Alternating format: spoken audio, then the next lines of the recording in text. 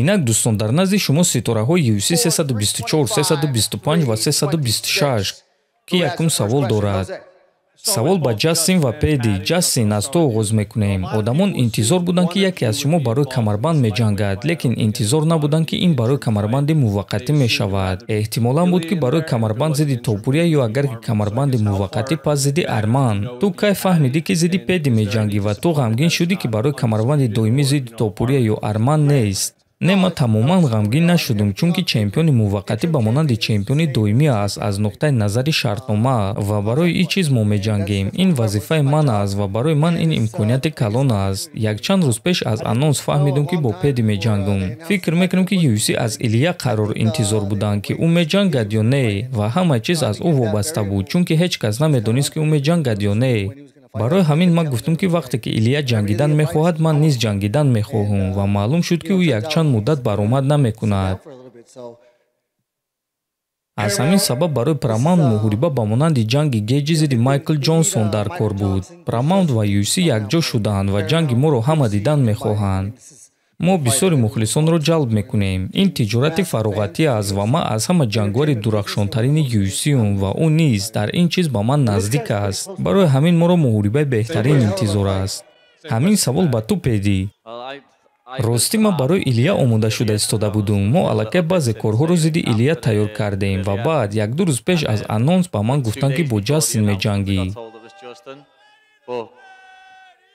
барои ман бо чунин легенда ҷангидан шараф аст, дар октагон бо ӯ будан шараф аст ва чӣ гуне ки ӯ гуфт, то вақти бозгашти Илия ин камарбанди ҳақиқӣ аст. Одамон чизе ки хоҳанд гуфтан мегиранд, лекин то вақте ки Илия ба октагон набарояд, ин камарбанди асосӣ аст. аз ҳамин сабаб мо барои камарбанди чемпионӣ меҷангем. боз савол барои Педи. одатан рақибони Гейджи баъди ҷанг бо ӯ на он қадар хуб менамоянд, гӯё ки онҳо ба садама дучор мешаванд. барои ман шавқовар аст ки ту бо чӣ гуна нақша мебароӣ. моро чӣ интизор аст вақте ки ту бо Гейджи меҷангӣ? албатта ман умедворам ки баъди муҳорибаамон ӯ нохуб менамояд, на ин ки ман. барои ана ҳамин чиз ман омода шуда истодаам. ҳама намуд доруҳои гиёҳӣ бо сифати баланд, нархҳои дастрас ва дастафка ба ҳама шаҳрҳо аз ширкати шифофармо, доруҳои гиёҳӣ барои хароб ва фарбеҳшавӣ, барои қавӣ кардани саломатӣ, витаминҳо ва шампунҳои гиёҳӣ, ҳамчунин ҳиҷомаи бепул барои муштариён ва боз асали бениҳоят фоидаовар паҳлавон, ки гардиши хун ва тестостерони шуморо хуб мекунад, хунукзадагиҳои баданро бартараф мекунад. барои маълумоти бештар ё ин ки заказ кардани доруҳои ширкати шифофармо ба номерҳои дар рӯи экран буда муроҷиат кунед. ширкати шифофармо дар хизмати шумо. савол ба Макс Холлоуэй. Макс, ин панҷум муҳориба барои БМФ аст. дар се тои онҳо ту ҷангидаӣ. шумо бо Чарлз дар умум аз ҳама зиёд ғалаба дар таърихи ташкилот аз дигар муҳорибаҳо доред. ба фикри ту ин аз ҳама муҳорибаи арзанда барои камарбанди БМФ аст?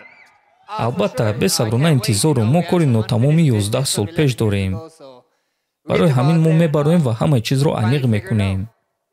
ту кори нотамом гуфта чиро дар назар дорӣ? чунки нигоҳ нокарда ки ҷанг аҷиб ба анҷом расид, ба ҳар ҳол ту ғолиб шуда будӣ.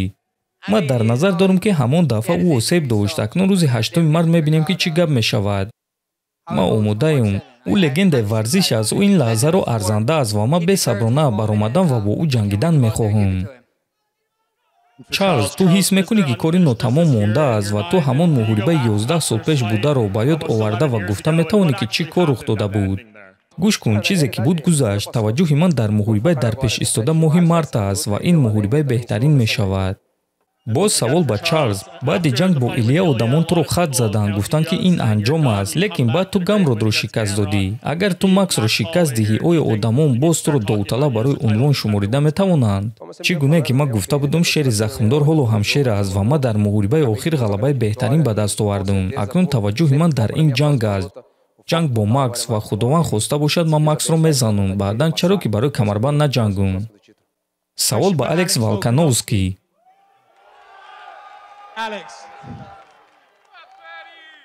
якум ҷанги ту бо Диего Лопес аз ҷиҳати зарбазанӣ дурахшон буд ва гӯй ки чӣ баромади туро хубтар карда метавонад? ӯ аз сабаби ҷавонияш ё худат аз сабаби таҷрибаат?